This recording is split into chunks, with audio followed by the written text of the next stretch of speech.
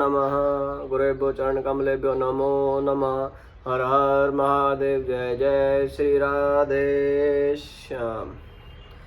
संध्या की तपस्या उसके द्वारा भगवान शिव की स्तुति तथा उससे संतुष्ट हुए शिव का उसे अभिष्ट वर दे मेधादि तीर्थ के यज्ञ में भेजना।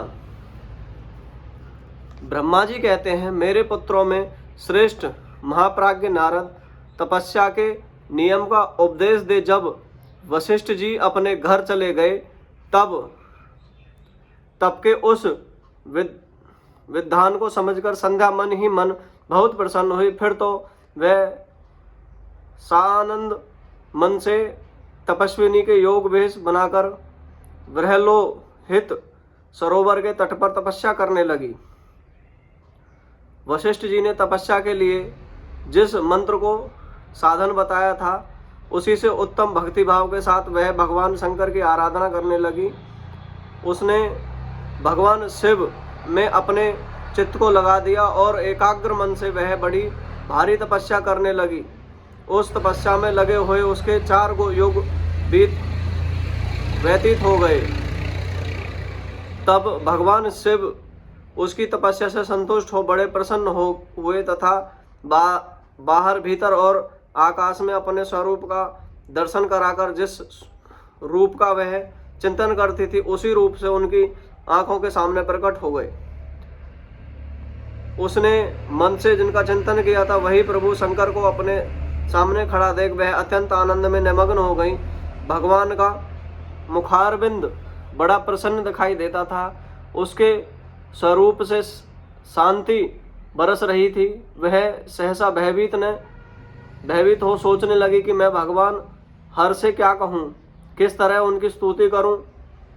इसी चिंता में पड़कर उसने अपने दोनों नेत्र बंद कर लिए। नेत्र बंद कर लेने पर भगवान शिव ने उनके हृदय में प्रवेश करके उसे दिव्य ज्ञान दिया, दिव्य वाणी और दिव्य दृष्टि प्रदान की। जब उसे दिव्य ज्ञान, दिव्य दृष्टि और दिव्य वाणी प्राप्त हो गई तब वह कठिनाई से ज्ञात होने वाले जगदीश्वर शिव को प्रत्यक्ष देखकर उनकी स्तुति करने लगी।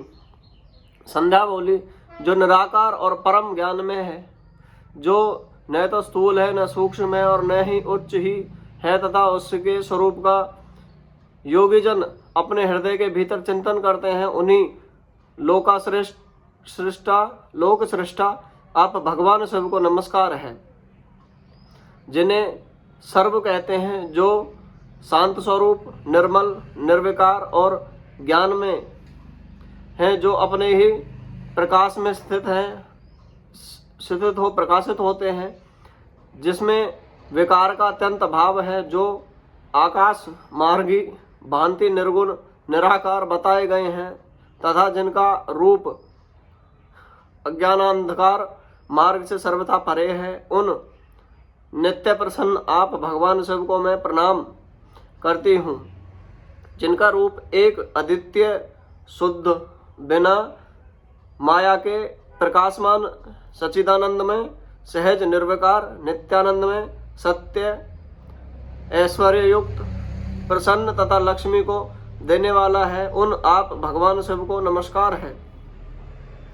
जिनके स्वरूप की ज्ञान से ही अद्भावना की जा सकती है, जो इस जगत के सर्वथा भिन्न है, जो सर्वतत्व प्रधान ध्यान के योग्य आत्मस्वरूप सारभूत सबको पार करने वाला तथा पवित्र वस्तुओं में भी परम पवित्र है, उन आप महेश्वर को मेरा नमस्कार है। आप जो स्वरूप शुद्ध मनोहर रतन में आभूषणों से सुशोभित तथा स्वच्छ कपूर के समान गौरवर्ण है, जिनसे अपने हाथों में वर अभय शूल और मुंड धारण कर रखा है, उस दिव्य चिन्ह में सद्गुण साकार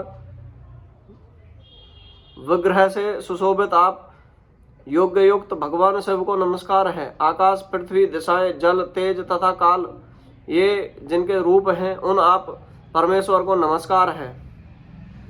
प्रधान प्रकृति और पुरुष जिनके शरीर से प्रकट हुए हैं, अर्थात वे दोनों जिनके शरीर हैं, इसलिए जिनका यथार्थ रूप अव्यक्त बुद्धि आदि से परे है, उन भगवान शंकर को बारंबार नमस्कार है, जो ब्रह्मा होकर जगत की सृष्टि करते हैं, जो विष्णु होकर संसार का पालन करते हैं, तथा जो रुद्र होकर अंत में इस सृष्टि का संहार करते हैं।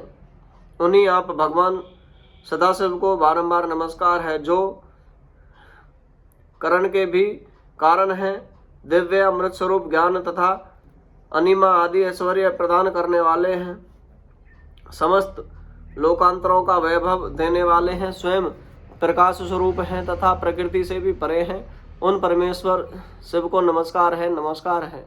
यह जगत जिनसे भिन्न नहीं रह पाता, जिनके चरणों से पृथ्वी तथा अनन्य अंगों से संपूर्ण दिशाएं, सूर्य, चंद्रमा, कामदेव एवं अन्य देवता प्रकट हुए हैं, और जिनकी नाभि से अंतरिक्ष का आविर्भाव हुआ है, उन्हीं आप भगवान शंभु को मेरा नमस्कार है। प्रभु, आप ही सबसे उत्कृष्ट परमात्मा हैं, आप ही नाना प्रकार की विद्याएं हैं, आप ही हर संहार करता है, और आप ही सद्ब्रह्म तथा परमेश्वर हैं। आप सदा विचार में तत्पर रहते हैं, जिनका न आदि है, न मध्य है और न अंत ही है। इनसे सारा जगत उत्पन्न हुआ है, तथा जो मन और वाणी के विषय नहीं है, उन महादेव जीव की स्तुति मैं कैसे कर सकूंगी।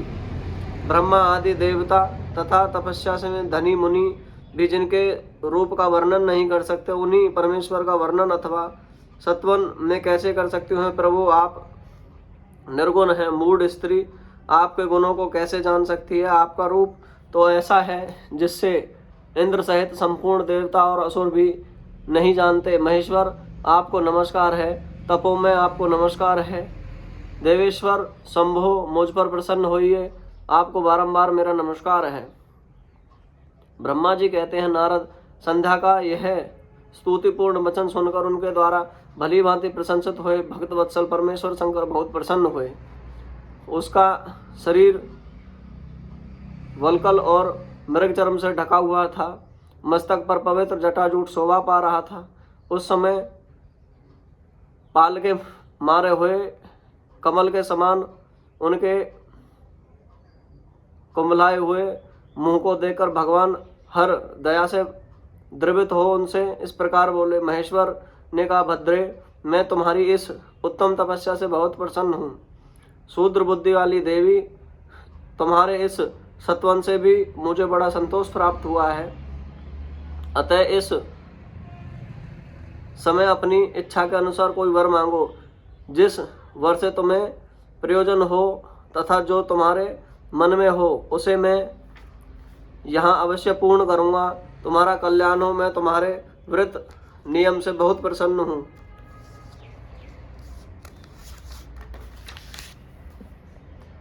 प्रसन्नचित्त महेश्वर का यह कथन सुनकर अत्यंत हर्ष से भरी हुई संध्या उन्हें बारंबार प्रणाम करके बोली, महेश्वर, यदि आप मुझे प्रसन्नतापूर्वक वर देना चाहते हैं, यदि मैं वर पाने योग्य हूँ, यदि पाप से शुद्ध हो गई हूँ, तथा देव, यदि इस समय आप मेरी तपस्या से प्रसन्न हैं, तो मेरा मांगा हुआ यह पहला वर सफल करें।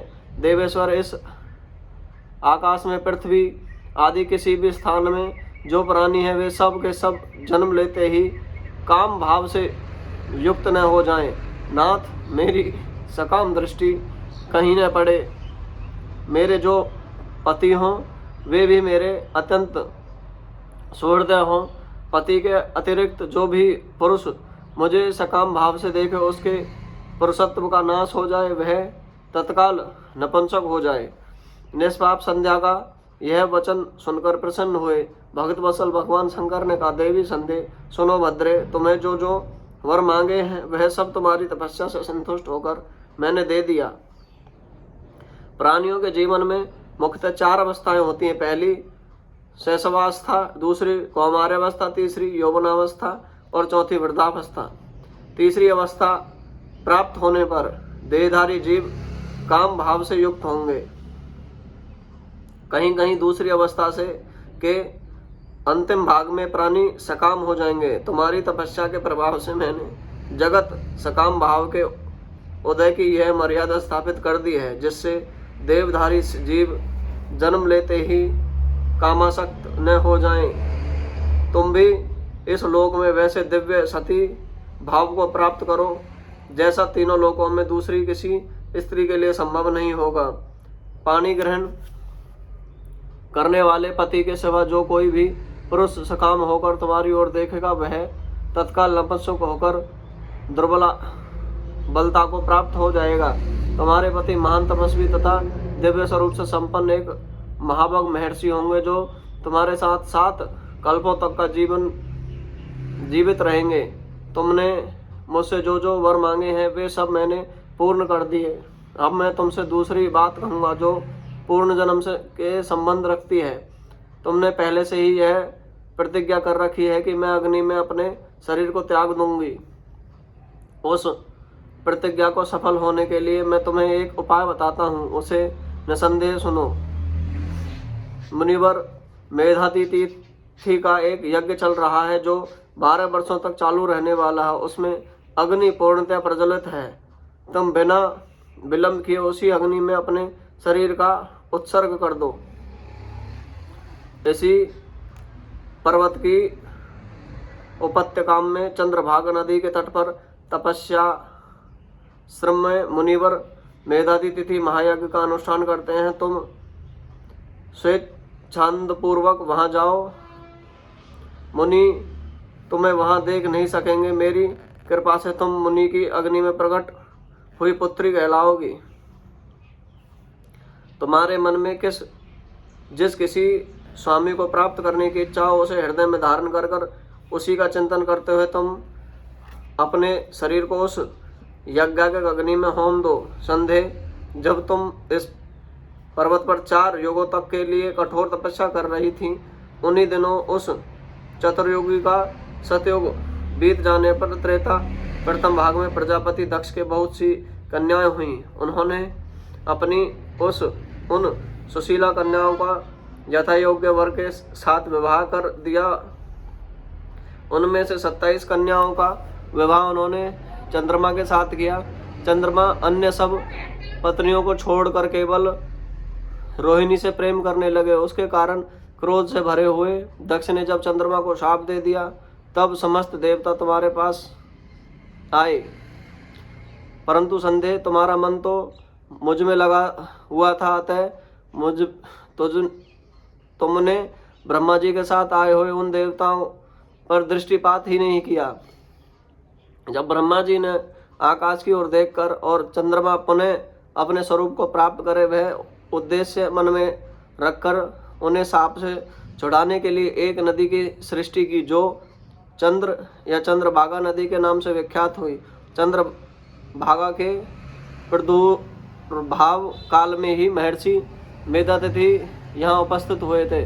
तपस्या के द्वारा उनकी समानता करने वाला न तो कोई हुआ है और न ही कोई होगा। उन महर्षि महान विधि विधान के साथ दीर्घ काल तक चलने वाले ज्योतिष होम नामक यज्ञ का आरंभ किया है। इससे अग्निदेव पूर्ण रूप से प्रज्वलित हो रहे हैं। उसी अग्नि में तुम अपने शरीर को डाल दो और परम पवित्र हो जाओ। ऐसा करने से उस समय तुम्हारी यह प्रतिज्ञा पूर्ण हो जाएगी। इसी प्रकार संध्या को उनके हित का उपदेश देकर देवेश्वर भगवान शिव वहीं अंतर्ध्यान हो गए। हर हर महादेव। श्री गुरुदेवाय नमः।